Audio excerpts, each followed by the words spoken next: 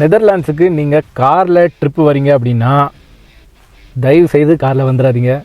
படாத பாடு காரில் வந்தால் என்ன பிரச்சனை அப்படின்னா, பார்க்கிங்க்கு செம்ம காசு, பயங்கர சார்ஜஸ் அதிகம்.